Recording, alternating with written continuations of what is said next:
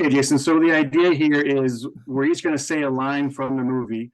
Um, Maybe your favorite line, maybe just a line you're familiar with, whatever. Pick a line you like, say it in your best Scottish accent, and we'll just see how it goes. Okay. So, Jason, we're going to throw it to you first. Give us a line. Give us your best Scottish accent. All right. Every man dies. Not every man really lives. Good. Very good, bro. I like it. Yeah. It was good. Darin, you got one? Yeah, I think this is the line. Okay. If we join, we can win. If we win, then we'll have what none of us have ever had before. A country for one. That was good. I like that. Yeah, I like it. All right. I'm going to try one here and see. Yeah, this might work. Yeah. Tell me you like my hat. Tell me you like my suit. Okay, say it, Shannon. Just say it. I'm letting you say it. I don't want it. Shannon. Who's Shannon? There's no Shannon in Braveheart. Isn't that the one? Isn't that the line? I think you're doing Far and Away, Johnny. That's Tom Cruise. It's Mel Gibson, not Mel Gibson. It's a similar accent, right? Similar region, similar part of the world, isn't it? No, that's Ireland. Like they're Irish.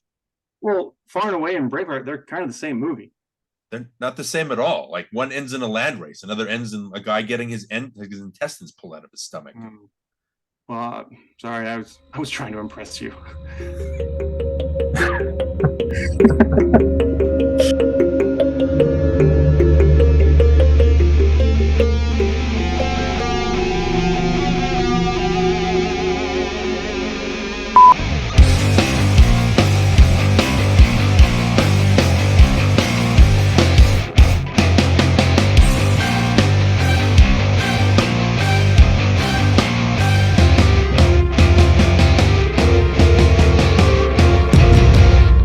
Welcome back to NostalgiaCast. I'm Johnny Craddock. And I'm Darin Lundberg.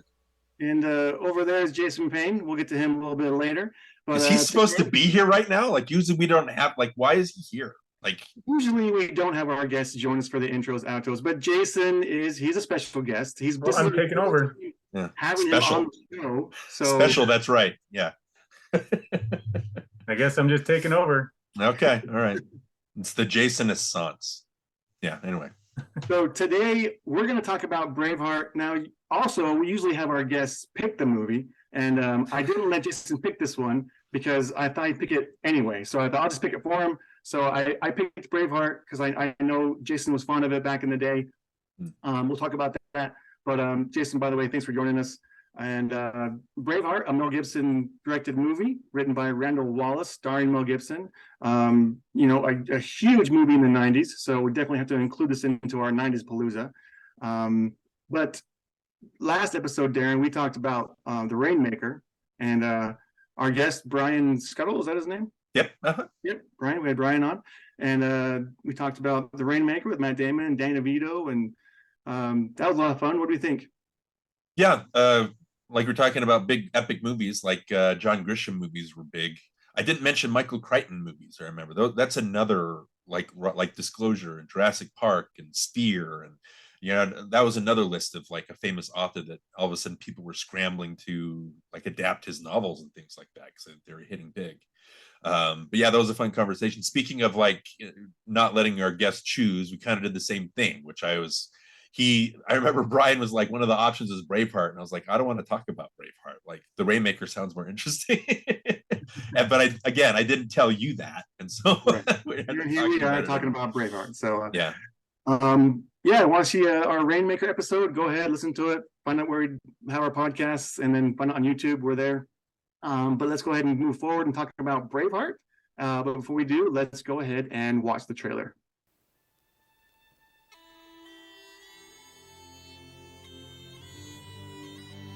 I came back home to raise crops and, God willing, a family. So you want me to marry you then? Well, that's a bit sudden, but all right. Is that what you call a proposal? I love you. Always have. I want to marry you. In a land of timeless beauty, William Wallace was a man of peace. I want to stay here with you. And I with you. You say you want to stay out of the troubles? If I can live in peace, I will. But when they threatened his world, Edward Longshanks is the most ruthless king ever to sit on the throne of England. Scotland, my land. and the woman he loved, I want a home and shelter. It's all for nothing if you don't have freedom. he was driven to war. Go back to England and tell them there that Scotland's daughters and her sons are yours no more. The rebellion has begun. Under who? William Wallace. He rallies new volunteers in every Scottish town. We've come to fight and to die for you. Stand up, man. I'm not the Pope. Pick a flock of your finest assassins and set a meeting. My lord, Wallace is renowned for his ability to smell an ambush. We'll dispatch our future queen with the notion that she comes in peace. Longshanks desires peace. He declares it to me, I swear it. You tell your king, William Wallace will not be ruled, nor will any Scot while I live. He waits for you at York. If you are man enough to come and face him. Why do you help me? Because of the way you are looking at me now. Where are you going? I'm going to pick a fight. Well, we didn't get dressed up for nothing. We can't beat an army. We can! And we will! Would you be willing, for one chance, just one chance, to tell our enemies that they may take our lives, but they'll never take our freedom?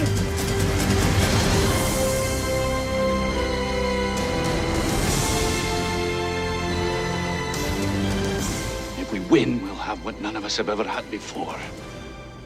A country of our own. Mel Gibson, Braveheart.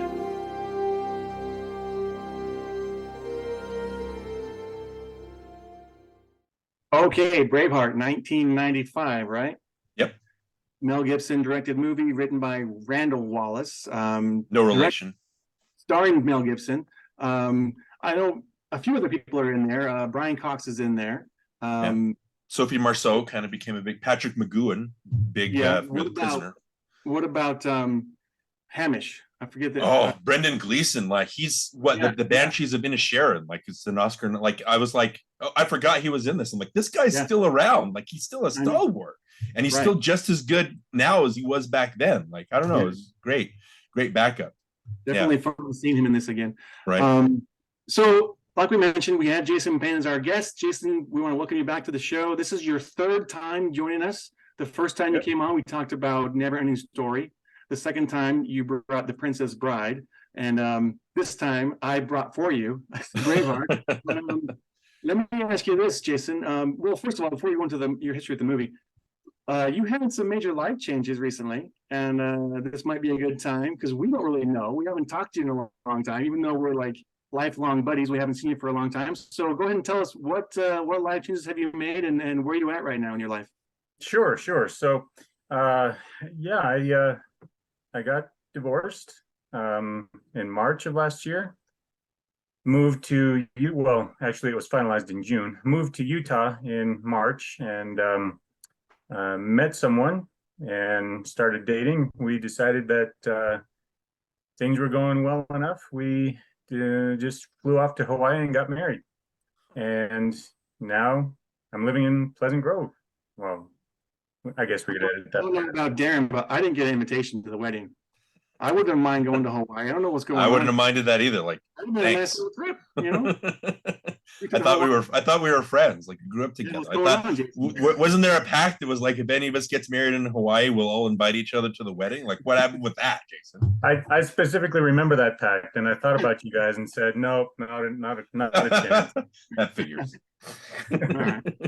Well, congratulations on the marriage and everything. Hope it goes well for you. We're rooting for you. Thank you. So the movie Braveheart, I know this movie it made a big impact on you. I remember just how much you liked. I think you saw it, you said like 4 times, like in like a week or something. You saw it, went back over and over again to watch this movie, I remember. So go ahead and give us the history of what really happened and what your experience with this movie was. Sure. So back in high school, I saw it 4 times. I can't remember how many times I saw it in the theater. I think it was more like 7 or so. But then that was your Batman Forever for that year, right? If Batman Forever was my movie, Braveheart was yours that summer? Yeah. All right. Yeah, and then Darin, I remember you were big into video editing, and so you made me a VHS copy that was edited of Braveheart, and it was really funny because during the battle scenes, you would, hear all the battling going on. Right when somebody's leg was about to get cut off, it would just go to black, but you would still hear it, and so yeah, it was pretty awesome. Yeah. And that version I watched probably, I don't know, 15 times or so. So yeah. Well, did I black out the wedding night part of the movie, or did I leave that in? I think you just cut that whole scene out. Okay. All right. Yeah. Well, Jason, what was it about the movie that you liked so much? What was it about it? Well, I mean, I really liked, the story. I was big into storytelling back then, and I liked how it portrayed persecution and people being persecuted, overcoming, and being victorious. Of course, he wasn't victorious in the end, but the story lives on, and yeah, that's one of the things that moved me to watch it so many times. Okay, I know. Didn't you take like one of your crushes on a date to the movie, and didn't they go horribly wrong or something like that? Oh wow. Yeah. I took her. I don't know this story. So I took my friend, who I was hoping to make my girlfriend, in to see this movie, and it came to the wedding scene, and she said something like, "Why did you take me to this? Why did you bring me here?" or something like that. And I didn't want to interrupt the movie, so I didn't say anything. So I just kept watching the movie, and it was really awkward for the rest of the time. And it's a 3.5-hour movie. yeah.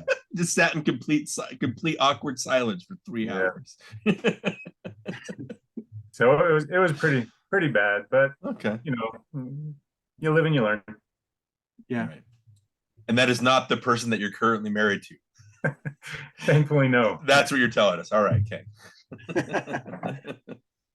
Well, I think as far as my history goes, Jason, I think I did see it in the theater with you for like my first time. I think we might have all been together. I don't remember. I think we were, yeah. Yeah, I think we were.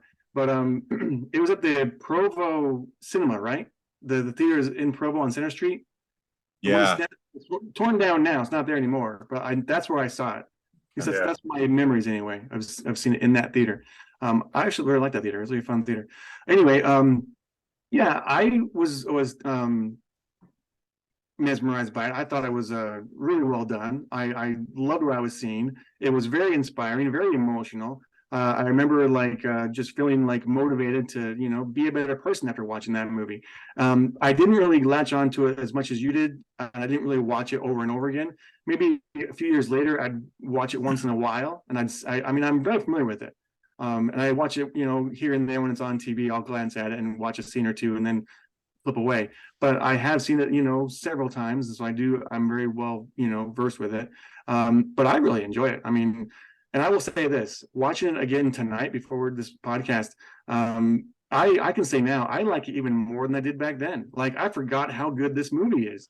Like, it just like brought me in from the very start, and it held me from the start to the finish. And honestly, there were several moments where I was getting emotional. Maybe it is the message behind it that was getting to me, the whole, fighting against tyranny and freedom and all that. And it motivated me to want to do something. And you know what I mean? I was just really motivated by it, really inspired by it.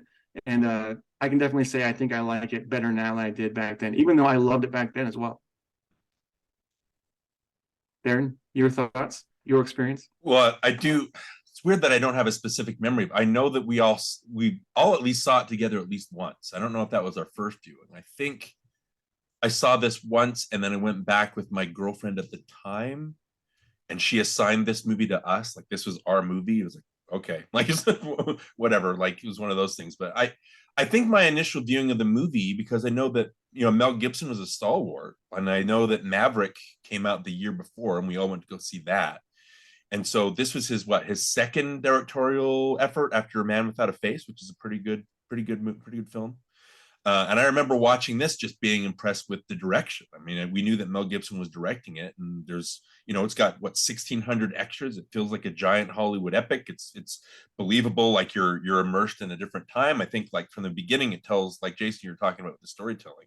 It tells a good story that kind of envelops you and kind of leads to one thing to another, like the tragedy of Murrah and all that, and so it just kind of escalates. And the ending, I remember just being just kind of floored by it, not just by watching like the umpteenth version of Mel Gibson having been seen with him being tortured. I don't know what his deal is with that, but like the ending where, they're the execution or whatever, and he yells out freedom, and there's the thing with Robert the Bruce. Like, that's, even though it's a long movie and it's immersive, I remember I've gone back and I've watched that ending, those final 20 minutes, several times, just to feel that ending and feel the rush of emotion that you get from that. And it's very, it's comforting, like we'll talk about it in a little bit, but the inspiration and how William Wallace inspires people, to the point where Robert the Bruce, who's a character that kind of starts as a side character, kind of grows into a main character. That's the thing that I really enjoyed, to the end where there's literally, when it shows Robert the Bruce charging, you can literally see fire reflected in his eyes. Like, he's inspired and he's inflamed and he's, ready to be a good leader. So there's that whoosh of feeling. And obviously this is a weird conversation, because Jonny, you say you like it better now. I think I still like it, but I like it a lot less, because removed, and we'll talk about some of the things that I noticed this time, but removed from that experience of watching it in the theater, you kind of notice some of the more iffier things. But that's definitely something we'll talk about. But I do still think that when it works as a good, like I said, a good Hollywood epic. Yeah.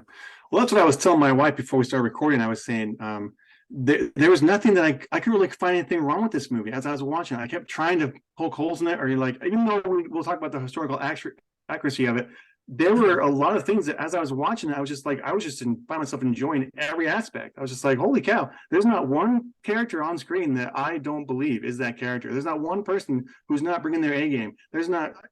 The battle sequences are fun. They're gruesome, but they're fun to watch. The love story is there, and with Murren's death being the catalyst for the whole movie, you're rooting for Wallace the entire time, and I was rooting for him the entire time. And it's really, really, sad when he dies in the end, but he still has that, that declaration of freedom, and it's just like you say, it's inspiring. And if I ever have to go to war, I'm going to watch Braveheart before I do. So I can be inspired. Right. But well, we want to talk about Mel Gibson, because obviously there's some controversial things that he has said in the not so recent past, but we can talk about it. But as far as a filmmaker goes and an actor goes, I mean, Mel Gibson, he is probably one of my favorite. I think he's super talented. I never question whether he is a character or not. I always believe him. I'm impressed with his directing style. Really, there's nothing really I can say that's negative about Mel Gibson when it comes to his talent. I think he's very talented, and he's very well. He's a great actor, great director. What more can you say about him? Jason, what are your thoughts about Mel Gibson before Darin kind of dives into what's so controversial about him? Yeah, so I'm not in the loop as far as what he may have done or said recently, but I've always enjoyed his works. I can't say I've seen every Mel Gibson movie. The ones that come to mind are Braveheart, obviously, Maverick, and The Patriot, but those are not general or whatever of all of his work. So, but I've always liked Mel Gibson as an actor, as a storyteller, just like you're saying. Okay. Well, this is complicated. I was kind of debating like whether we should have a trigger warning with this movie, because Mel Gibson has fallen so far from grace. The thing that's interesting with the two of you is you aren't as aware of the controversy that he's kind of been embroiled in, right? Or the things that he said in public. Like, that's not something. So if we're looking at different spheres, like the Twitter sphere is a completely different animal than like what real life is. You know what I mean? Like, people in Twitter live in a different plane of existence, but they seem to think that everybody is the same, but they're not. So there's some people that have no idea like what Mel Gibson's like controversies and things in his past are, and they don't get involved in that. They don't read the tabloids. They don't read like watch Access Hollywood or things like that. And that's a refreshing life. So I'm kind of jealous of people that do that. But just we're not going to delve into it because I know that a lot of people, just a lot of his stuff about his bigotry and his anti-gay stances, and just when you get drunk and you're an alcoholic or stuff like that, your true self comes out. And so him just being recorded like yelling obscenities at his current wife, at his then wife, or I think his father notoriously is a believer that the Holocaust didn't happen. So he's one of those. And so we're kind of like, we don't know if Mel Gibson kind of aligns himself with that. He's been on record with anti-gay stances. Again, if we're looking at movies like back in the 80s and things like that, there was a much different attitude towards the different lifestyles, right? Like everything was treated as a joke that you really shouldn't have treated like a joke back then, but people weren't just as hyper aware as they are now. And I think that's the problem. Like all these people being canceled, like Gibson is known as being a notorious practical joker, to the point where I think he was flashing his penis at Sophie Marceau on set when they were shooting, which is funny, like back in the 90s, if you know Mel Gibson. But if somebody were to try to pull that now, there would be charges pressed. You know what I mean? So it's a different world. But just some of the things that he said, I didn't know about putting a trigger warning on, because there's some people that, because he's anti-Jewish and all this stuff. And so there are people that are very offended by his actions, and it's hard for them to watch Mel Gibson or think of Mel Gibson in that way, even though with us he was a big fixture from the Lethal Weapon movies and all that. And so it's hard, and I get it. It's so hard to separate that. So I think the world that we're living in now, it's like everybody needs to deal with it in their own way. You know what I mean? Like me, that's just and then maybe I'll get your personal feelings on celebrities now, but like I'm always going to appreciate him in Lethal Weapon because I grew up on Lethal Weapon, right? I'm not going to suddenly like not like it because I'm just attached to it emotionally, mentally, things like that. But I think the saying goes or some of the attitudes are, you can like a person up until the point where you find out that he's a terrible person, and then it's kind of hard to support that person afterward, right?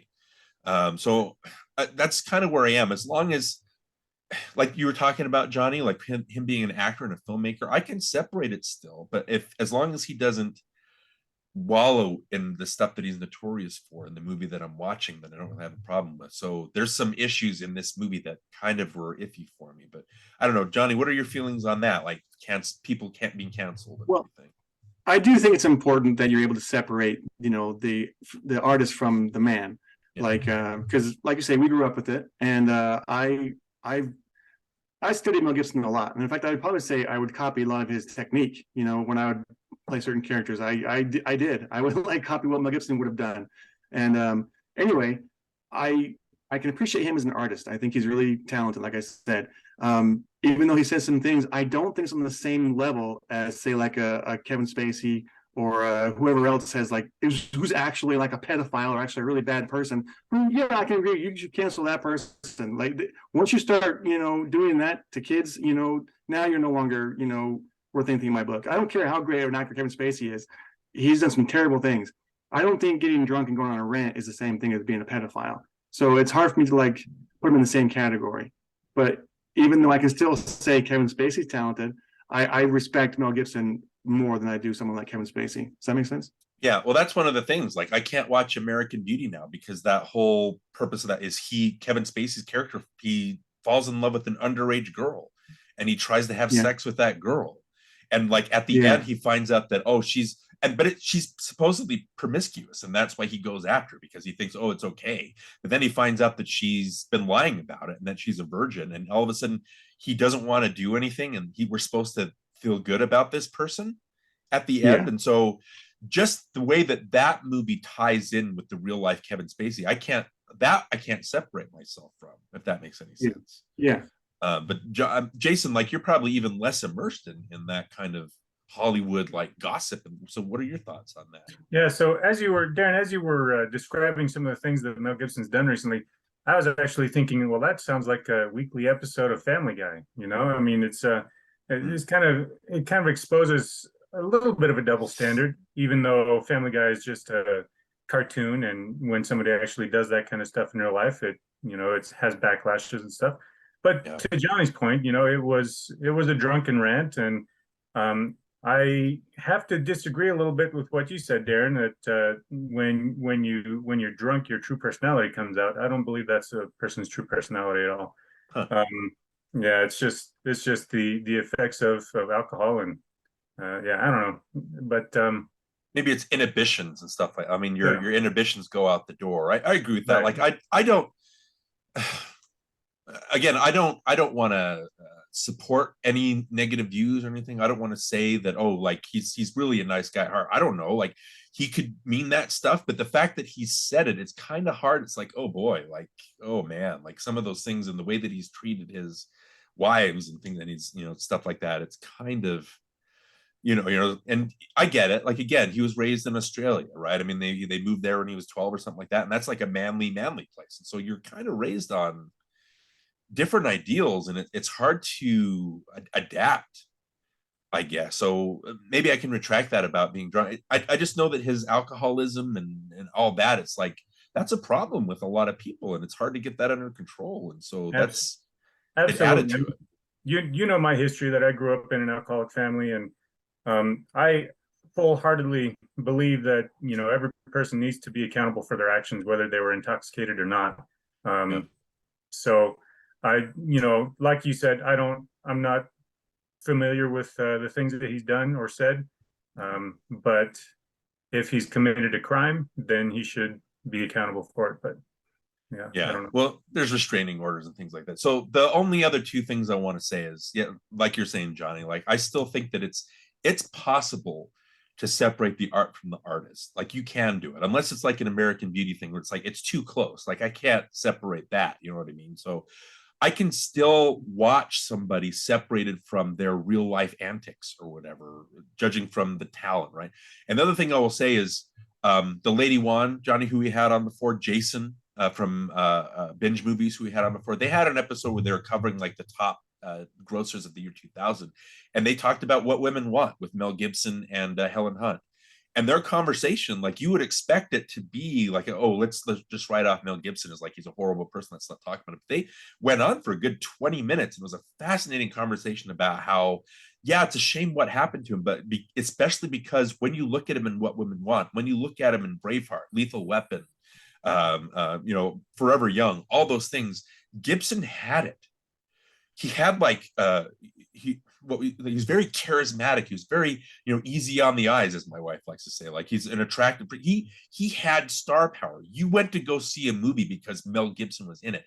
Didn't matter what it was. Mel Gibson's in this movie. You're going to go see it. He had that star power, and so it's a shame that he and a bunch of countless other actors who were so big in the 90s and the 80s and all this, and just their true selves have been revealed. They're to the point where people kind of push back against them because their personal views are kind of rubbing against what the conservative ideas or anything like that. And so it's just a shame seeing somebody that had that magnetism and that star power not be a part of the conversation anymore. You know what I mean? And like we're talking about, if somebody's personal views, you can, I don't have to deal with that person anymore. It's just sad that that personal stuff has to come out. Like, I don't care about that stuff. Like, why do you have to voice that stuff? Like, I wish I didn't know these things about you, because I wouldn't be able to look at you the same. Yeah. You can't argue with his filmography, though. He's definitely made some great movies, and indelible movies. Yeah. Yes, and I think the only crime he committed was making the movie Beaver, or The Beaver. Right. I can think of. But Jason, you had a topic you wanted to bring to the table. What was it you wanted to talk about? Yeah, so it's funny because I was kind of thinking about bringing this up earlier, but I remember the format we were trying to follow. Johnny, you said that you liked the movie more now. Darin, you said that you didn't really like it much more, but you still appreciate it. And I have to go to the other end of the spectrum. I liked it less now. Oh, wow. So, fascinating. Okay. So what changed? What happened? Wasn't this it was your favorite movie at one point, right? Yeah. And wow. and even, I've described it as my favorite movie for a good 10, 15 years after it came out. And um, now, I haven't actually gone to see it, but I've seen like clips and snippets to prepare for tonight. Yeah. It just feels more like a Monty Python type of battle. Okay. So, yeah. Well, All right. what was the turn? Like when did you watch? That's fascinating. Like, was there a time that you watched that you sat down and watched the whole thing and you're like, oh no, I don't like this at all? Like, what was the turn for you, the turning point? Well, I guess it was honestly my experience with military and law enforcement. Part of my training was to watch videos of mistakes that were made by police officers so that I could analyze those mistakes. And they were sometimes very, very bloody things. And those were actually real. And so seeing this movie kind of made me remember the traumatic experience that was watching those actual videos of real life people. So I think it's been a little bit gradual, but I've just barely come to understand and realize that I'm a lot more sensitive to blood now than I was back in high school. I can understand that. I mean, Okay. I definitely feel similar when it comes to horror films. Darren, we talked about this with my horror fan. I grew up with horror, and now I just can't watch it anymore. If someone puts it on, I have to leave their room. I can't watch a horror movie without feeling sick to my stomach. But anyway, I can understand that. But Darren, you sent me a text when you were watching the movie, and you said, "Why does this battle scene remind me of Monty Python?" And I was like, "That's weird." So then, when I was watching it tonight, I saw the leg get chopped off, and then I saw him throw the sword. I was like, "Oh, that's what he's talking about." So maybe we can put like a side by side of like the battle scenes of. Well, you know what? That's not actually the scene. I think that the revenge scene where they're getting back because of Murren's death. I think that is actually still fairly effective because the violence. There were two times when a leg got chopped off, I think. Yeah. And okay, like well, I can see that. Of course, the helmets got smashed and blood splattered out. And I think that happens in Monty Python as well. Right. So. It does. Well, again, I think that scene is fairly effective because we weren't prepared for the level of violence. Like when the guy's leg gets chopped off, I remember like, oh, it's going to be this kind of movie. Like I wasn't expecting that. Gibson is not. If we're looking at Passion of the Christ and looking at Apocalypto and all these movies, he's not afraid of. He doesn't shy away from the violence. Like that's not something that he's. The scene specifically that I was talking about, and it happens like 3 scenes in a row. And again, this ties in with like maybe his personal beliefs that I was able to write off. But when they're attacking York, which never happened, like, and you see them trying to batter down the door of the castle or whatever, and then they're shooting arrows. They're literally guys that are like. And they fall down on the ground, and it's like, oh boy. And that's when I was like, why is this Monty Python all of a sudden? Like you compare the 2 battle scenes and they're completely different things. And then they pour like the molten on and whatever, and it's the same thing. They fall like to the camera. And then there's the scene right after that where it's Longshanks going to see Philip, right? And his lover or whatever, and they're talking, and then it's so weird because you have these, and there's humor in the movie. There's comedy and there's funny bits. The Stephen character, what's his name? The guy that plays David O'Hara, the guy that plays Stephen. That's the note I had. As soon as he shows up, I was like, Stephen, because he's just such a good comic relief character. Mm-hmm. But yeah, there's humor. But then there's a part where you see battles and stuff like that. But then Longshanks takes Philip's lover and he tosses him out the window, and there's literally a shot where you see him on the ground, like his head's all smushed, and all these other subjects are like gathered around him in a circle, and then they look up, and then they all run off. And I was like, what is that? Like, what? It's such a weirdly staged Monty Python-esque, to the point where the Philip character, and I'm getting that right. Yeah, Prince Philip, to the point where the way that he acts, the way that Stephen Billington acts, there are certain points where I expected him to go, but father, I don't like her, or I want to sing, and I'm like, that is the level that the guy's performance is pitched at, and so it's not really true, or nobody knows, like it's not factual that Philip was homosexual in real life, but the way that they play him is kind of like a stereotype, to the point where he grabs a knife after he sees that what his dad's done, and he charges him. He's like, that? And it's like, whoa, like, why is this pitched at this level all of a sudden? It's like tonally so different. And I don't know. I just thought that was, Yeah, I guess I can see that. It's a little weird. yeah. But seeing you do that impression, obviously reminds me of our friend doing that impression. So that's why I saw it. That's right. Well, we're talking about the battles again, like you're talking about the battle sequences. I think the battle sequences of this are very well staged, like all the extras, and it feels to the point where when they have the horses impaled, like the animal rights groups were attacking the movie because they thought they were using real horses, but they were all mechanical horses that were like recorded, and they use that as evidence. As no, this is photographic evidence that they were mechanical horses. So that's very believable. I think what the sides that people are going after, where the Scottish are coming from and the English are coming from. It's never confusing, the battles. And then we recognize characters. So if we see William Wallace, or we see Hamish, or we see Stephen, or we see Hamish's dad, we recognize who these people are. I think Mel Gibson, when he talked about how he directed it, he wanted to be sure that audiences were never confused. He didn't want it to be like going to a sports event and all the players are wearing the same colored jersey. Like he wanted to shy away from that. So it's just weird seeing those violent spectacular battles compared with like the York attack, where it's like, again, Monty Python-ish staging. It's just some of it was weird. Yeah, some of it was kind of over the top, and I agree with that. But I will say this too, like I think it was well done, but I think sometimes it was too well done because it was so graphic. Like you see like the impaling, you see the knife slit the throat, and because of that, my memory is that when Myrn gets her throat slit, that you see it, and I expected to see it, and then it wasn't there, and I was like, wait, did they cut that out? Is that not in the movie anymore? And it was the next scene where the captain guy gets his throat slit, and they show that. I was like, oh, well, that's maybe where I'm getting confused here, because in my memory, you saw Myrn's throat get slit.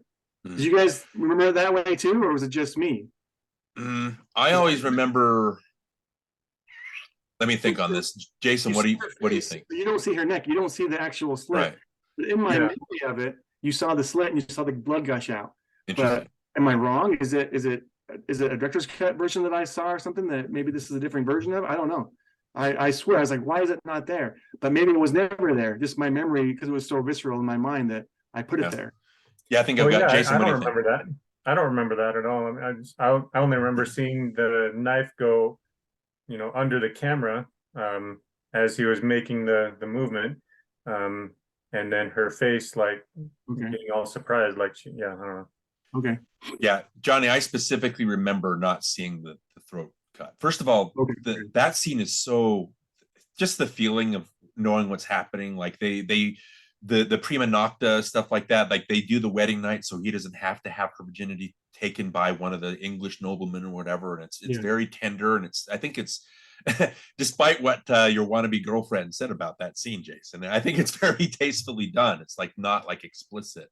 But that whole scene leading up to them being attacked and him seeing her get away and thinking that she's safe, but then she ends up getting clobbered, and the fact that Catherine McCormick's acting, she's so desperate and she's so terrified, and the noises that she's making when she looks and she's trying to look into the distance to see if she can see William anywhere, and she can't.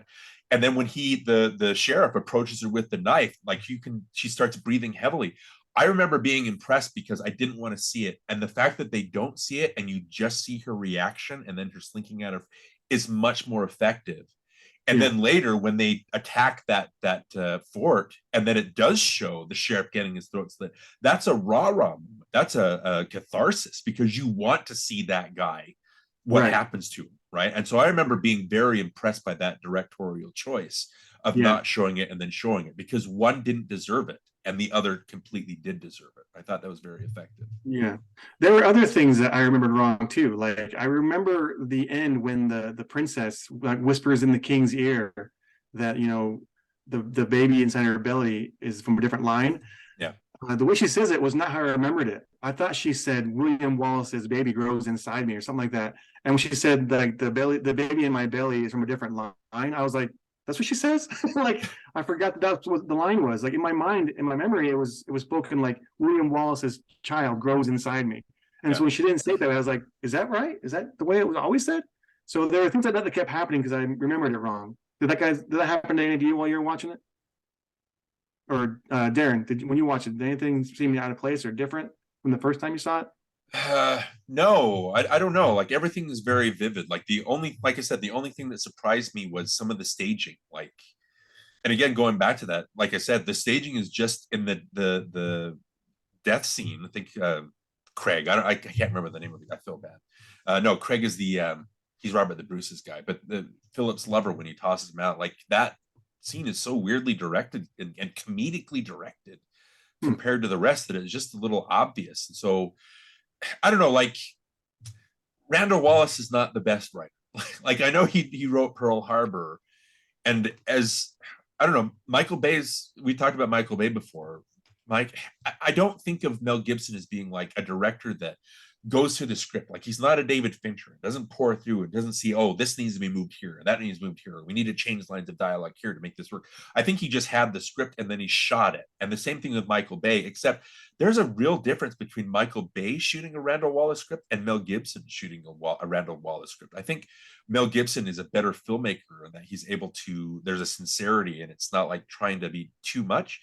I know there are certain shots I wrote down, like when you first see William when he gets off his horse or when he's hunting the deer or whatever, there are some shots that it's like, oh, this is Mel Gibson, like directing Mel Gibson. Like Mel Gibson knows he has to get Mel Gibson like looking good on the screen, right?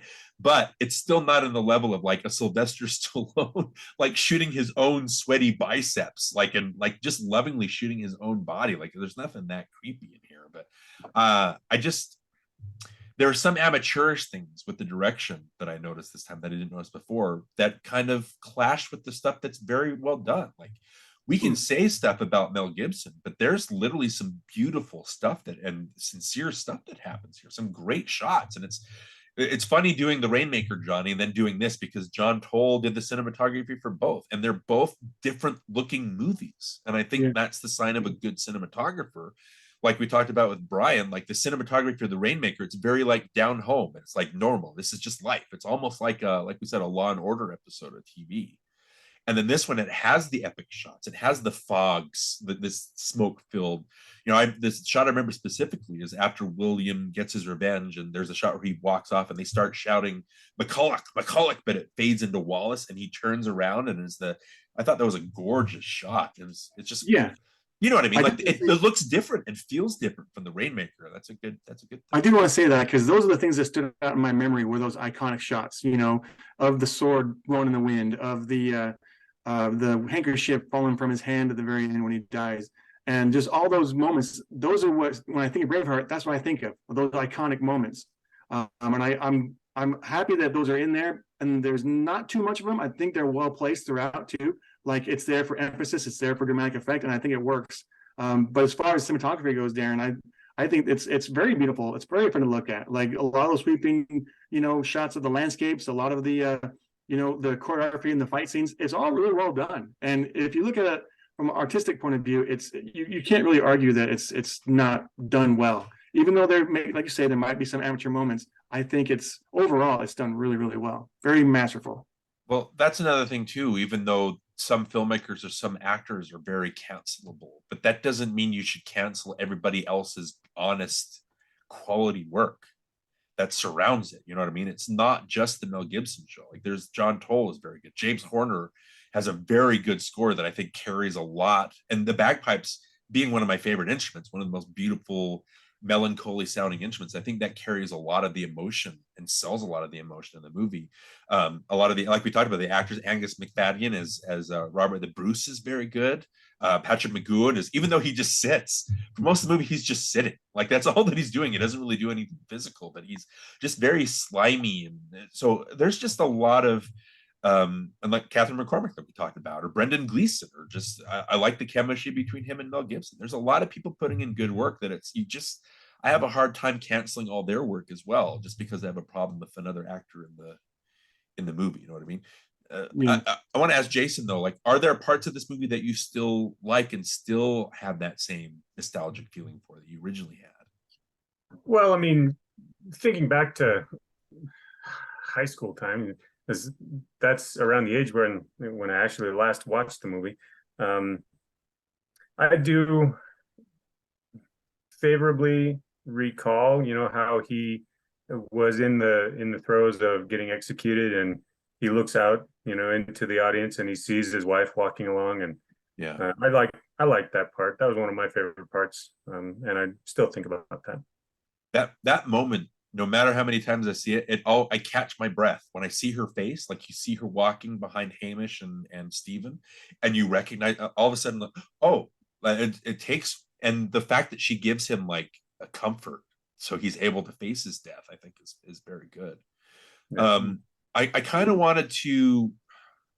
Real What quick, I Darren, noticed, yeah. Go ahead. One thing I want to say about the characters. I'm actually happy that we don't get a whole lot of backstory, and you don't need a lot of backstory with these characters. They show up on screen, and you almost instantly know who they are. Yeah. Just by their interactions with each other, their interactions with Wallace, you almost instantly know and relate to those characters, and then you don't have to like know where they came from. You know just by looking at them. Like when Stephen the Irishman walks in, you know that character almost instantly. You know who he is. You know where he's from. You kind of get an idea in your own mind of what his history was, and so.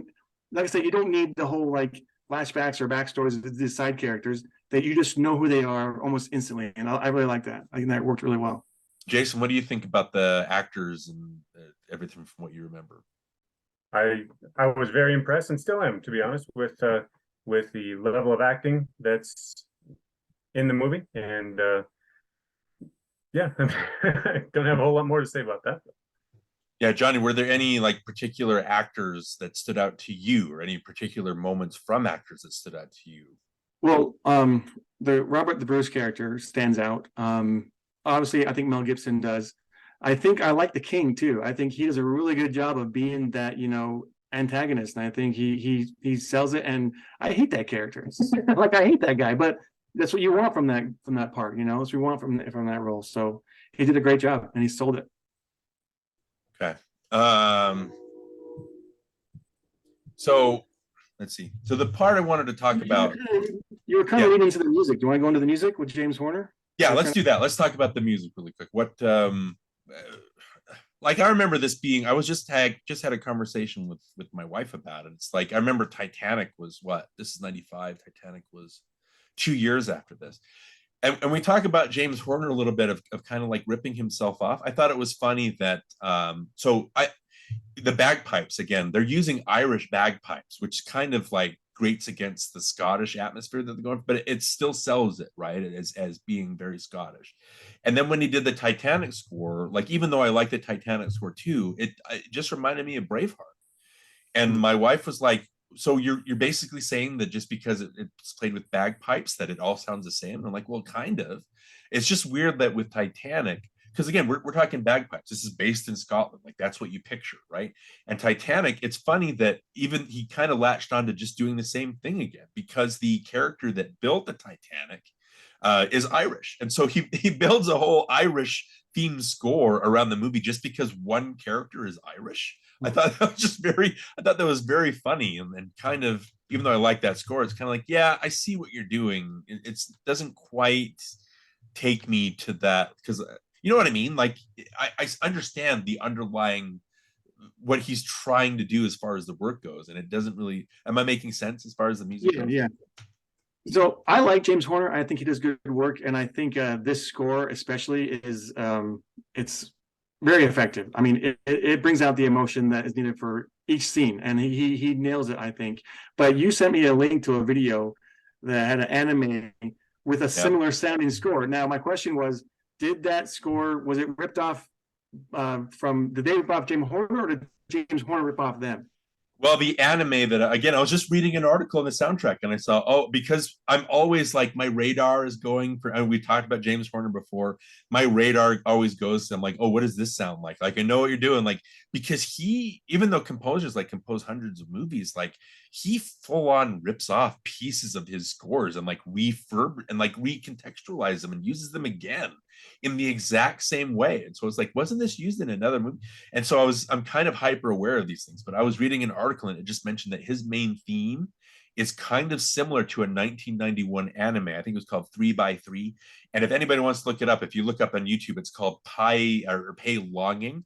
And the melody of that is almost exactly like the main theme for this movie. I sent it to both of you. I was like, listen to this. And I don't know, like he could have ripped it off. It's so, there long stretches of that theme for the anime are so similar. It's like he's not just copying a couple of notes, he's copying the melody. Like, and that seems just a little bit too coincidental.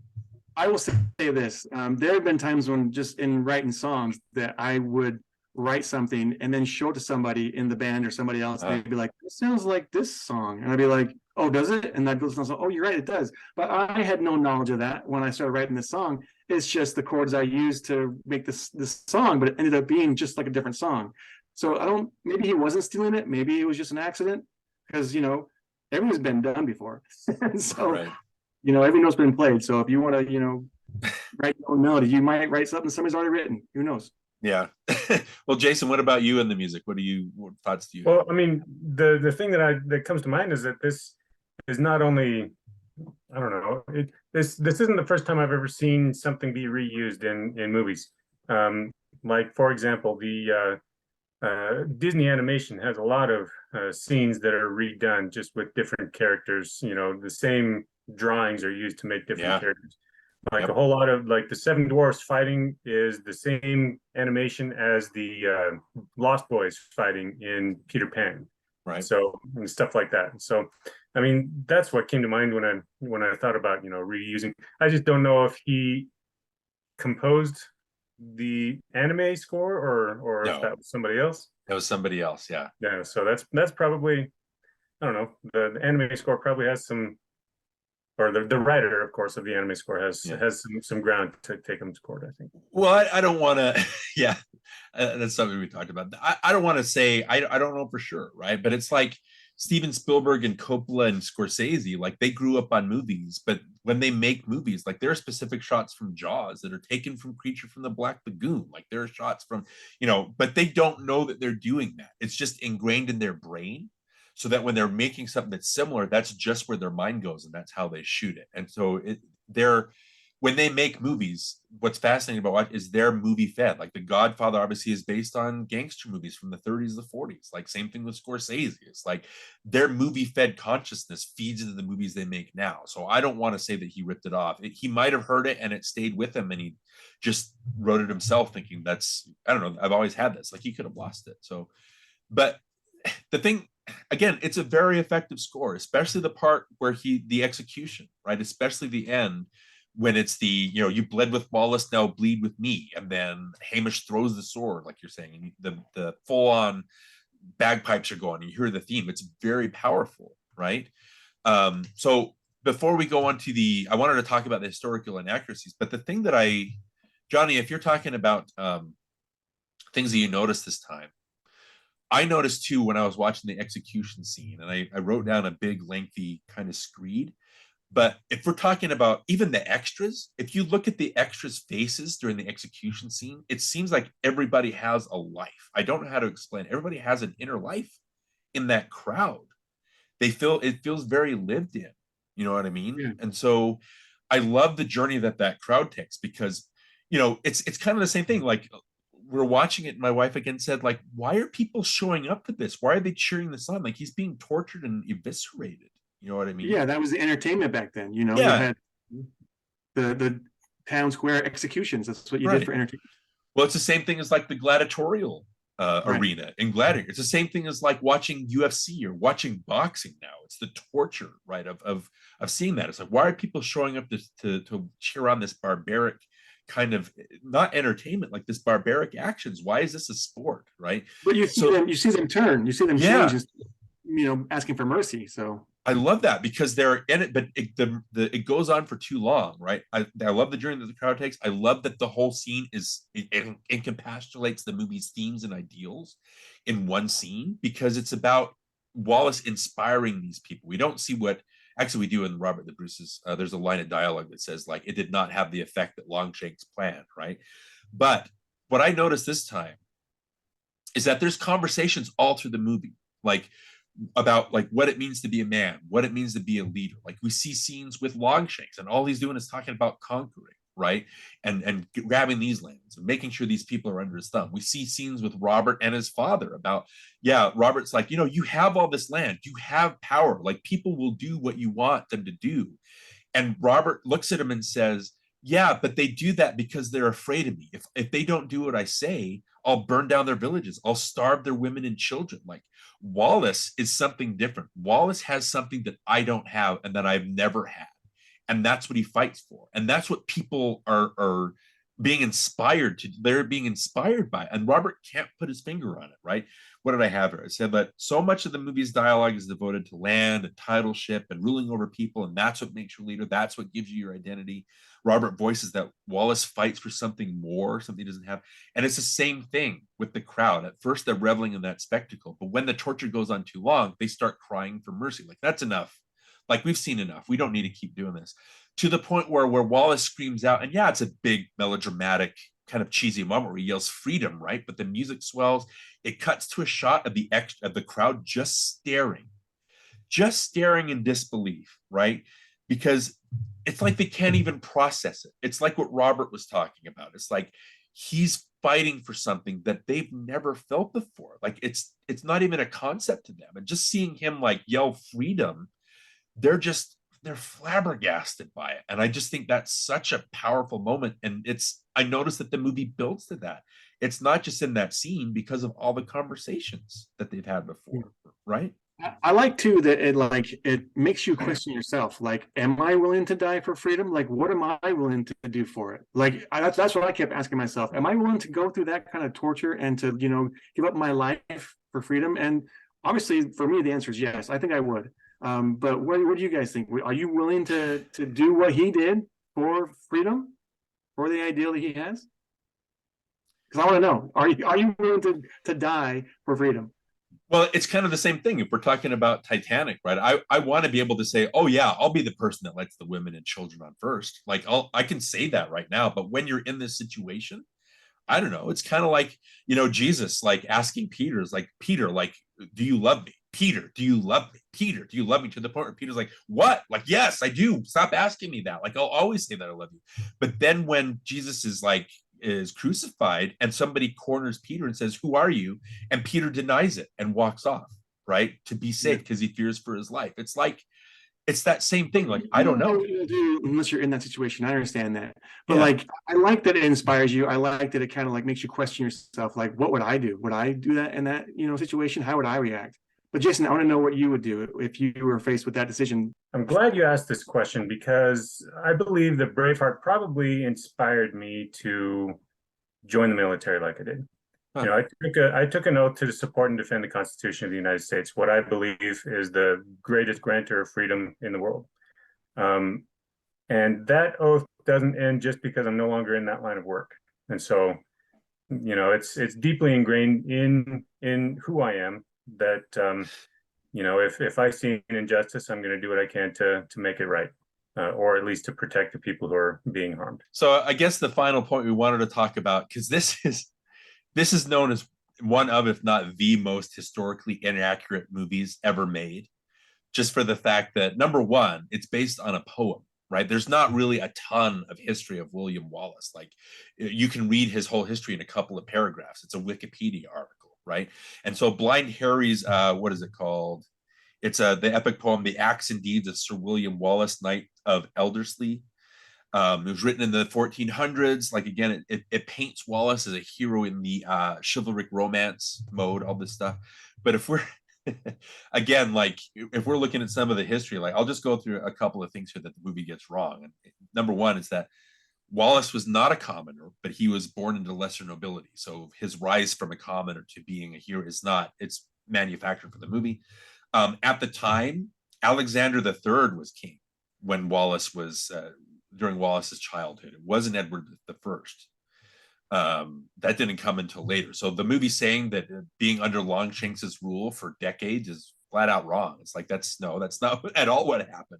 Alexander III, when he died, he didn't have an heir. He died in a riding accident, something like that. And so it wasn't, and he ruled peacefully. So it's completely different. Kilts were not created or not in fashion in the 1300s. They wouldn't be worn until the 1600s. So the fact that they're wearing kilts 300 years before they're even invented is kind of funny.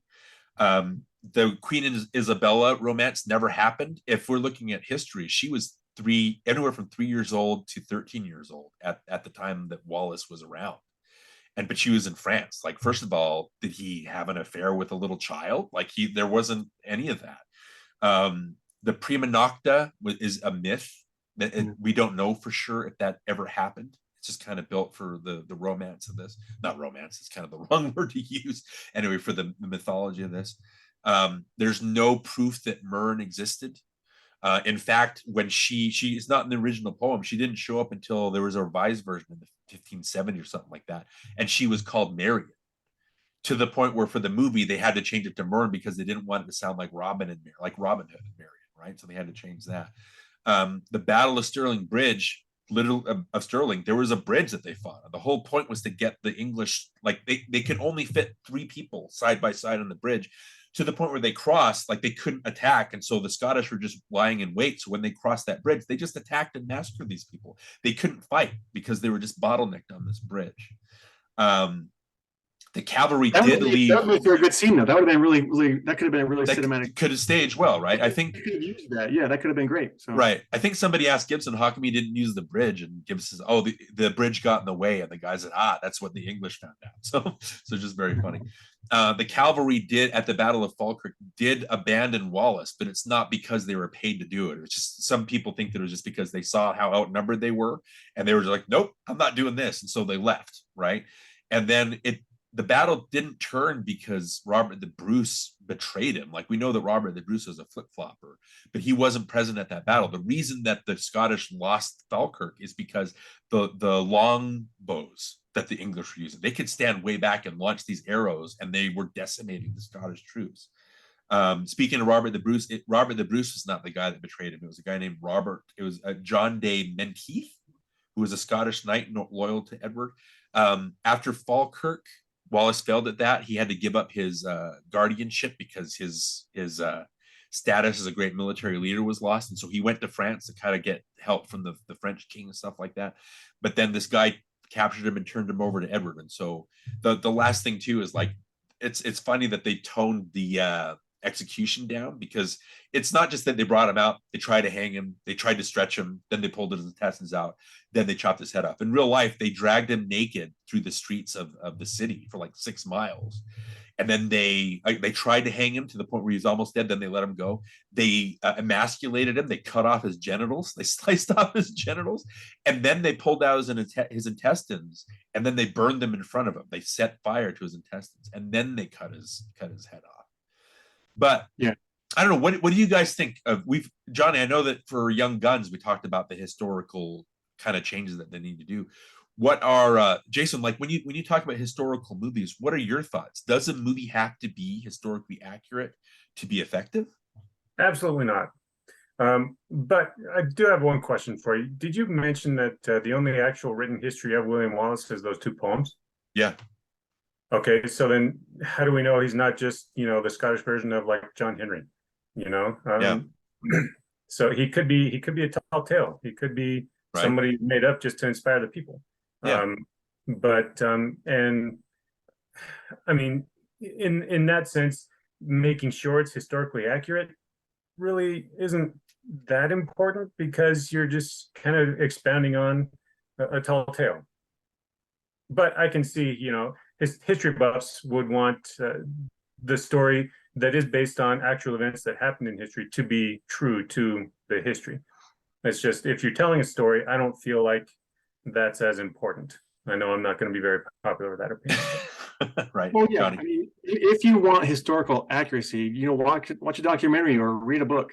Go do your own research. If you want entertainment, then go see the movie, because they're going to take artistic license. They're going to throw things in to tell a story. They're going to try to evoke emotion. That's what their job is. They want to entertain, and they want to take you on that journey with the movie. So if you want that, go see the movie. If you don't want that, go read the book.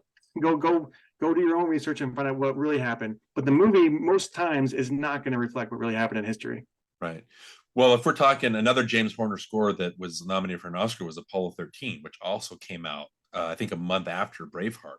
That's a movie based on historical fact, and that's a movie that gets 90% of it right because of the way that it's staged is inherent to drama. Like it just works with all the problem solving. And those kind of stories work, it works because of that, right? Yeah, but when you I have think limited information, then you obviously are, like Jason said, you're Right. gonna kind of insert your own things for the story, for the Right. story part of it. Well, the difference here is I know that it's since you base it on a real human being or a real human being, we'll put in quotation marks, that you kind of want it to be accurate to the time. But I don't think that's what the movie's out to tell. I know that Randall Wallace talked about this, Mel Gibson has talked about this. It's they're not trying to go for fact, they're trying to go for like it's an epic Hollywood movie. I think that's what it is. It's in the style of a Lawrence of Arabia or of a Spartacus or of Gallipoli, or it's these kind of adventure movies, right? And that's the style that it's in. There wasn't even a disclaimer saying based on true events. There wasn't that, even though kind of is. It wasn't. They didn't say that. So, but even by saying that, you still have artistic license. You still can do your own things to it. If it says true story, this is a true story, then you have to basically tell the story the way it happened, I think. Yeah. But based on true events, that's based on the event. That's Right. not like actually what happened. But yeah, again, I don't think that's the story that it's telling. It's not trying to be historic. It's trying to give you a legend. Yeah. Like there are literally scenes like between Isabella and her handmaiden where they're talking about, oh, he murdered because of this, and then this happened. It's like, well, that didn't happen. That's not what we just saw. Mhm. Or later when he's taking revenge on Mornay and Craig or whatever, and Lachlan. Mornay and Lachlan that betrayed him, and it's the shots of everybody in Scotland, like building his legends, like he cut through the English like Moses through the Red Sea. It's building a legend to the point where you see Wallace climbing a mountain and standing on top of the mountain, like is everybody standing off, right? So I don't think it's trying to be historically accurate as much as trying to give us the legend. If you're talking about the average moviegoer, right, that watches a movie, when they hear Scottish history or Scottish legend, they're going to picture characters in kilts.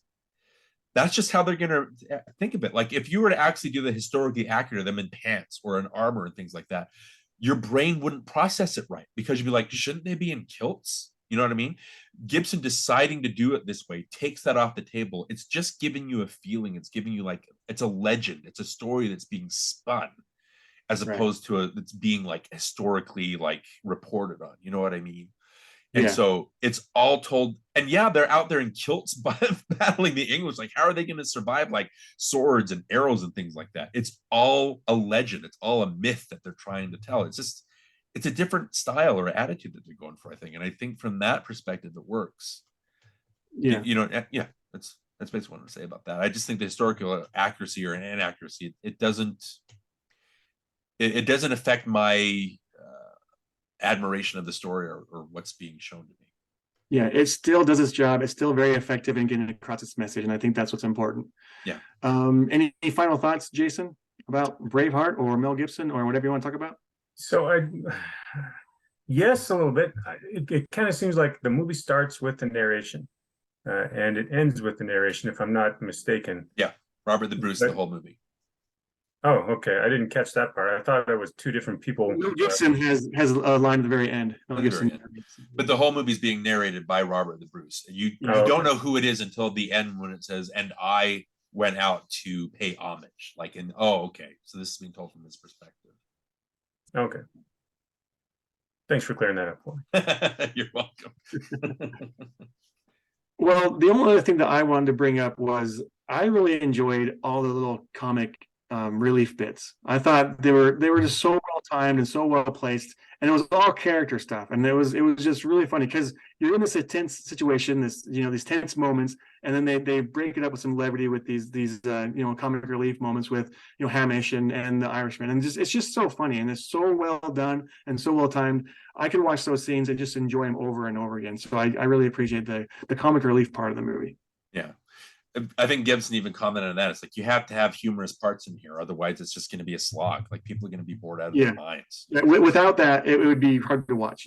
I agree with that. Right. I think it's important in a movie to have those ebbs and flows. Like you need a little bit of it instead of just being one constant tone, one constant oppressive tone that kind of drags you down. Like you have to have highs, you have to have valleys and hills. And so you have to be all over the place to kind of play with your emotions like that for it to work and for it to be effective, I think. And I think I don't know if we were to look at it, I don't think the movie is saying anything really totally deep. And again, it was funny because Jason, when I was watching it and when I texted Johnny about the Monty Python stuff, I was like, how am I going to critique these things if this is Jason's favorite movie? Like, how am I going to attack? You know what I mean? It's like Field of Dreams or whatever, I will fiercely defend that movie to the point where like this is my favorite movie, right? And I will talk to you about all the things that I love. So even if somebody nitpicks it, I'll be like, I can see why I'm still going to like it. It's still my favorite movie, right? But it's just I didn't know how to approach the movie. Like, if this is your favorite movie, how am I going to say that I think this part is terrible? You know what I mean? I didn't know how to do it. So you coming in and saying you actually don't like it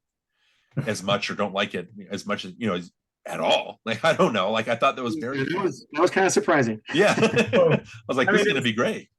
It's still a good story, I'll always appreciate that, but like I mentioned before, it's just I'm a lot more sensitive to gore now, and so I've never actually gotten into horror movies ever, and so yeah. Right. Yeah. Okay. Well, one thing I will say to kind of wrap everything up is this movie, I think, is the epitome of what an Oscar-winning movie should be. Like, I think it hits everything. It has the story, it has the emotion behind it, it has the characters. I think the script is well written. I really enjoy a lot of the dialogue. Like we mentioned, it has those comic relief moments. It has the battles, the climax at the end.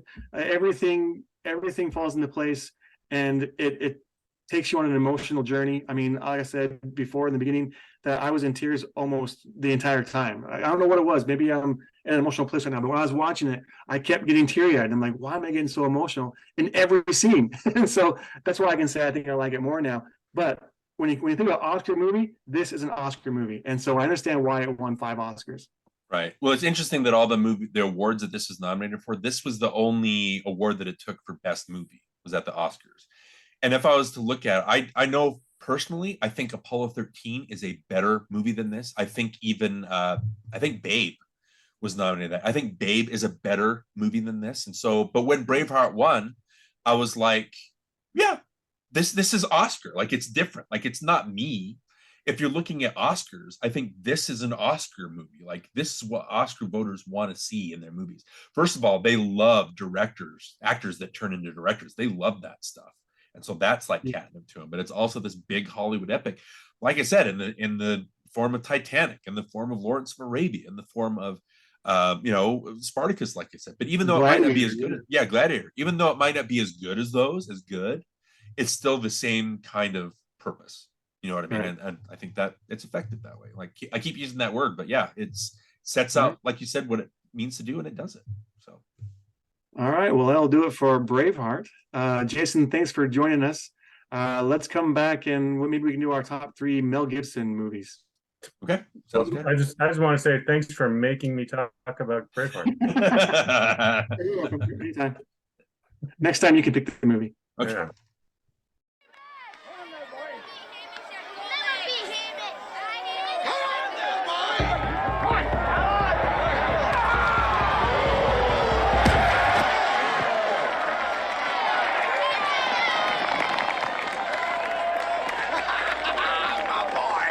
That's a good throw. Aye, it was. I was wondering if you could do that when it matters. As it matters in battle. Could you crush a man with that throw? I could crush you like a worm. You could? Aye. Well, then do it. Would you like to see him crush me like a worm?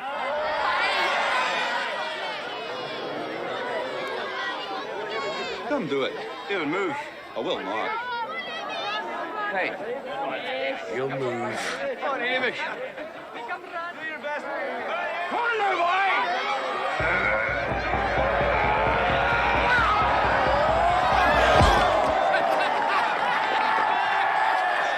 Well done!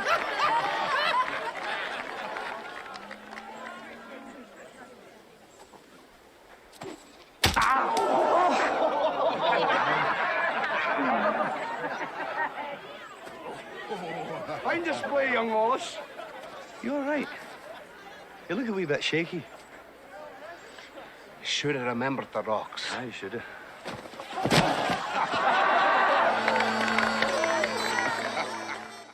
Okay, we're back, and we're gonna do our top 3 Mel Gibson movies. Jason, you're still here?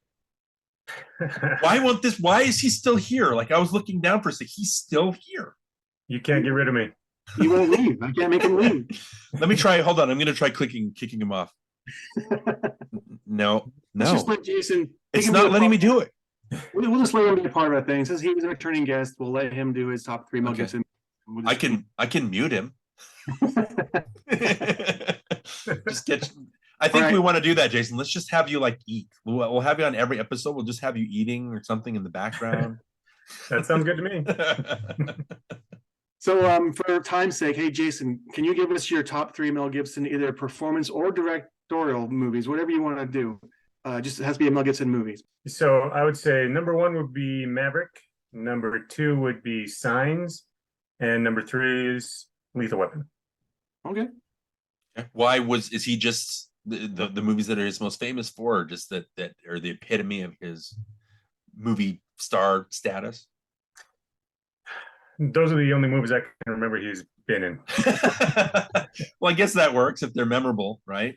Yeah, they're good movies. I like them. So. All right, well, I'll give you my 3 real quick. My first pick is Lethal Weapon. I think I first noticed Mel Gibson in Lethal Weapon. Well, I guess Mad Max, but Lethal Weapon is where I kind of like thought, wow, this guy's really good. So Lethal Weapon, definitely number 1. Number 2, I'm going to say Braveheart, because like I said, I like this movie even more now. I think it's just, a masterful piece of art, and I think it's great. I love it.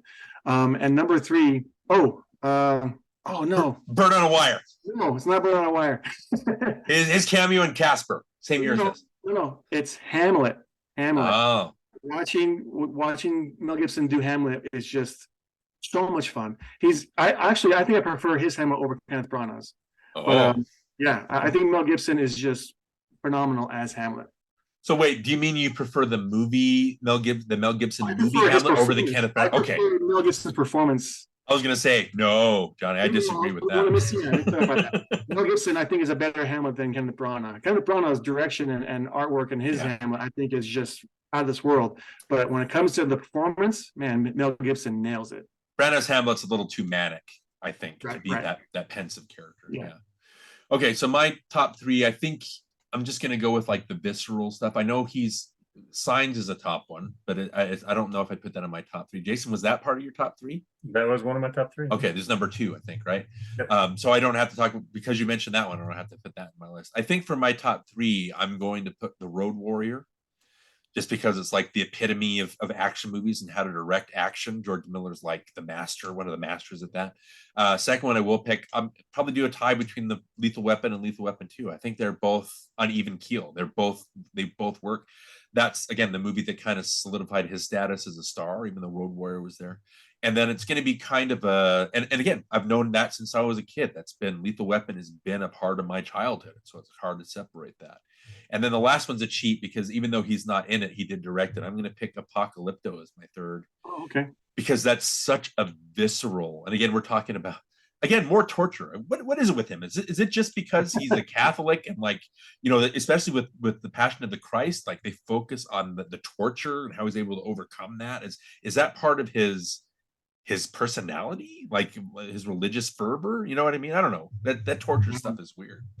Well, he didn't really highlight the torture in Braveheart, at least at the end of the movie, when he's being executed. Yeah, you don't see it. Yeah, it's definitely more graphic in the Passion. He's suffering stoically in Braveheart, like to the point where we're supposed to think of him as Jesus. But yeah, and then like I said, Apocalypse is just a visceral action movie, just a nonstop, and you're invested in the plight of the characters and the chase and everything. I just think it's very well directed movie, and it's weird thinking of that as being more historically accurate than Braveheart. It's just strange. But yeah, those are my 3. So Road Warrior, Lethal Weapon / Lethal Weapon 2, and Apocalypto. All right, sounds good. So that'll do it for Braveheart. Jason, thanks again for coming on. We appreciate you being here. What's our next episode going to be? Okay, well, next episode, I've been having let's see. I'm going to block Jason's face. I don't feel good like talking about another guest like in front of our current guest.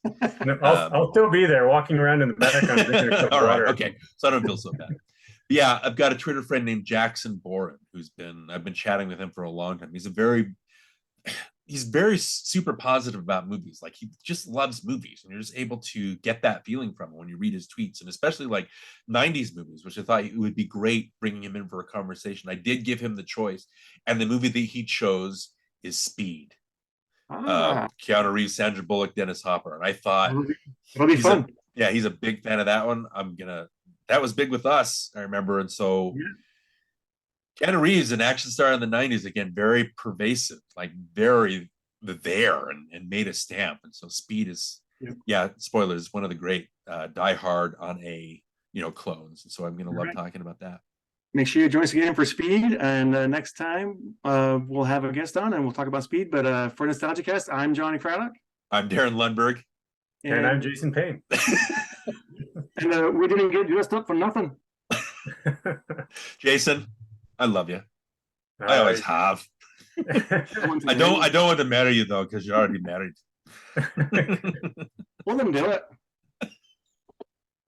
You got one, Jason? Come on, you can do one. Freedom! All right. Thanks, Jason. Thank you.